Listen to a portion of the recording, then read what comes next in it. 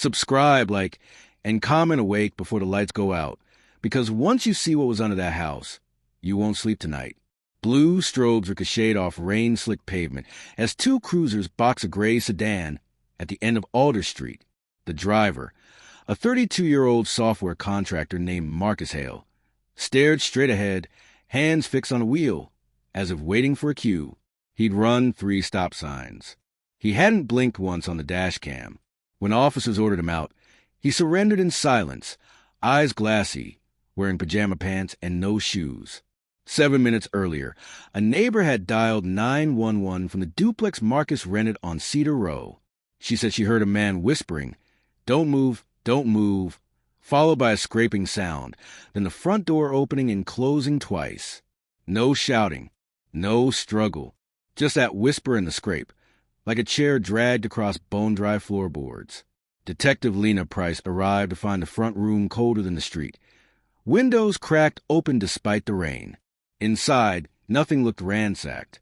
On the coffee table sat a metronome still ticking, as if someone had just timed a heartbeat. In the bedroom, a tripod was aimed at the bed. The camera's SD slot was empty. On the nightstand, a post-it note read, "If I get up, wake me." The bed itself told a stranger story. One pillow was damp from the imprint of a head.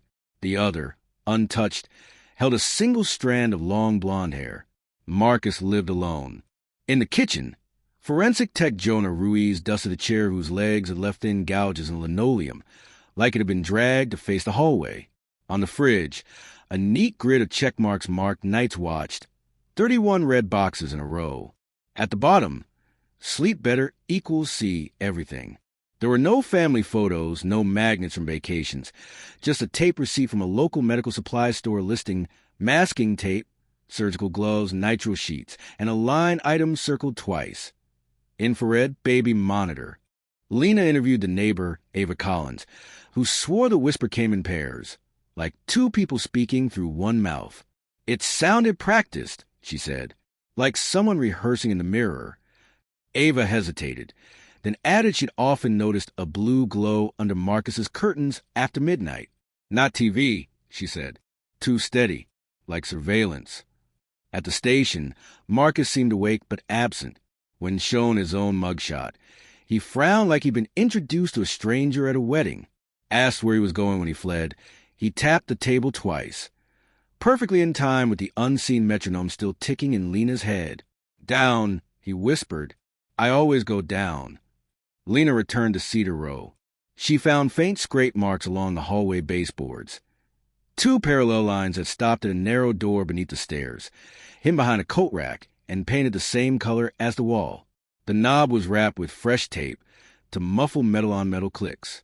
From inside came the soft hum of something electrical, steady and low, like a distant refrigerator or sleep machine. Jonah slid his tools from a pouch.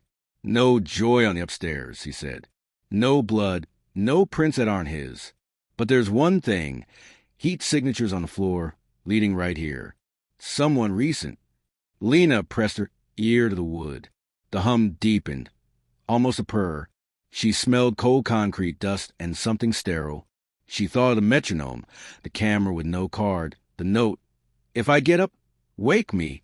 She glanced at the gouges in the linoleum. The chair dragged to face the dark.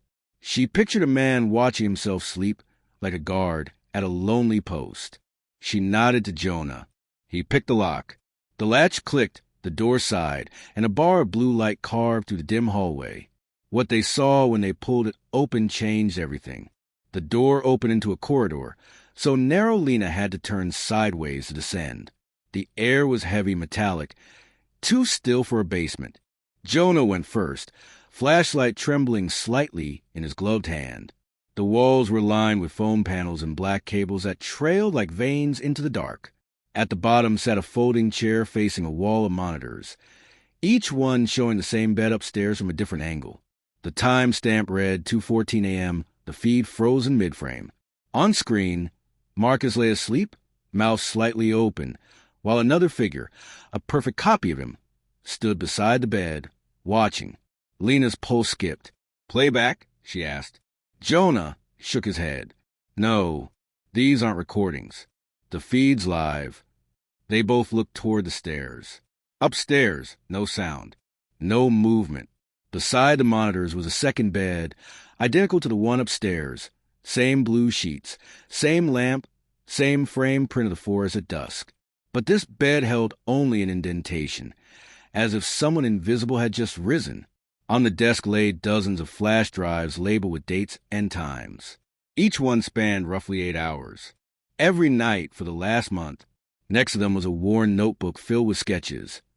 Marcus asleep, Marcus standing, Marcus staring at himself through a camera lens. Scribbles ran down the margins. Stay still. Don't wake the other one. He moves when I breathe. Jonah swallowed hard. Maybe he's got dissociative episodes. Sleepwalking. Lena read another line aloud. I'm not the one who wakes up anymore. At 2:32 a.m., one monitor flickered. The figure beside the bed moved. Just one step closer to the sleeping Marcus. His eyes opened, directly into the camera. The feed cut to static. Jonah ripped the power strip from the wall. That's enough. I'm done. But Lena wasn't. She took a drive labeled Night 24, woke up talking. Back at the station, she loaded it into an evidence laptop. The file opened to a dim bedroom, camera panning automatically every few seconds. Marcus stirred in bed, mumbling. The whispering began again. The same voice, duplicated, one close to the mic, one echoing faintly in the background. Don't move, we'll lose him again. The camera autofocused on the door. Something dark shifted behind the glass panel. The faint outline of a face, Marcus's own. He was inside and outside the room at once. Lena froze the frame. There's no way this is a trick, she murmured. Look, the timestamps. Both hints exist simultaneously. Jonah leaned in. Maybe he set up delayed loops? A feedback mirror. But the next clip showed Marcus awake, sitting in the chair in the basement, staring into the camera. His tone was calm, almost tender. He sleeps when I'm awake. But last night, he opened his eyes first. The video ended with static and a faint sound like someone breathing directly into the microphone. By dawn, Marcus had vanished from holding. No forced exit, no missing keys. Cameras went down between 3:02 and 3:06 a.m. Exactly 4 minutes of black screen. When they came back online, the cell door was still locked from the outside. That morning, Lena returned to the house on Cedar Row. A single message blinked on one of the still active monitors. Just text, white on black. You watch me sleep. Now I'll watch you. And as she stared at the screen, her own reflection blinked once, though she hadn't. The lights in the room flickered. The metronome upstairs started ticking again.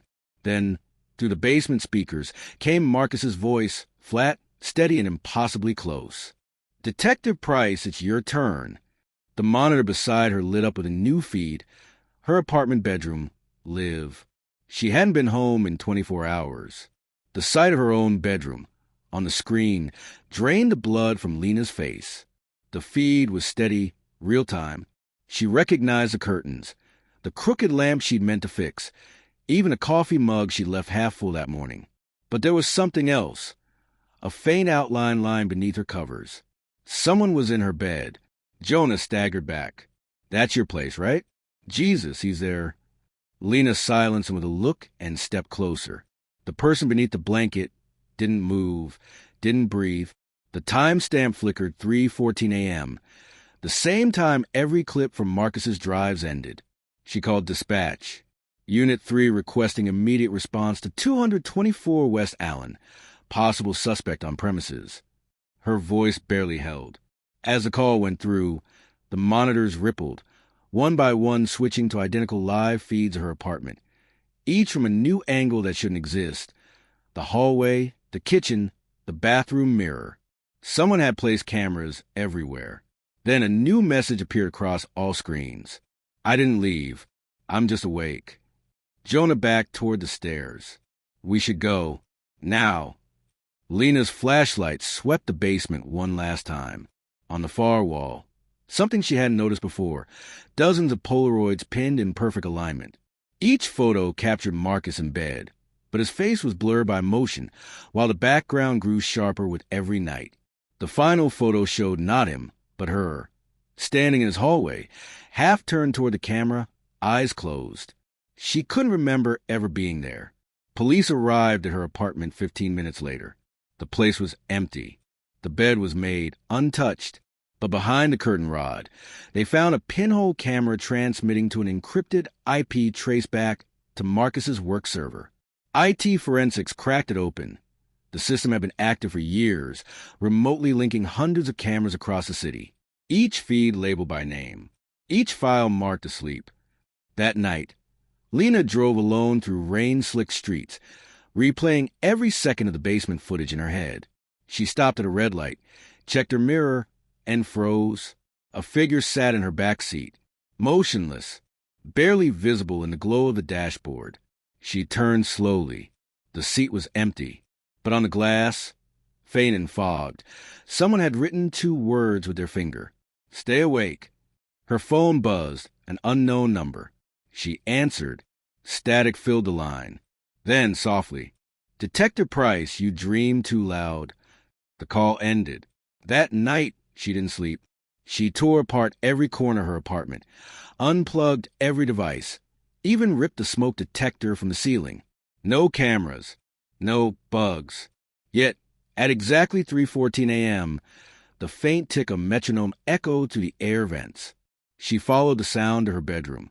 On the nightstand sat a small digital clock she didn't own, its LED light blinking red. She unplugged it. The ticking didn't stop.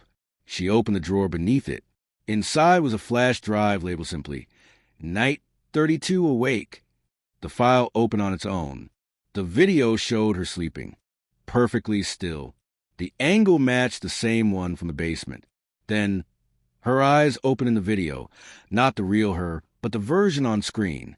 The woman in the recording smiled faintly and whispered, "Don't move, we'll lose him again."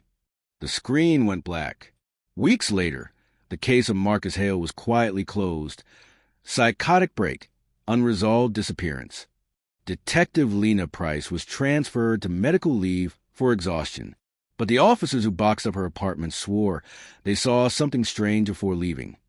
The bedroom light flicked on by itself, and through the slightly open door, they could see a shadow sitting upright in her bed, staring straight at the camera lens. When they checked the footage later, the timestamp froze at 3:14 a.m., same as all the others. And the final frame? Lena, eyes open, watching herself sleep. If you think this story was intense, you're not ready for the next one. Hit subscribe before you close your eyes tonight, because somewhere, someone might already be watching you.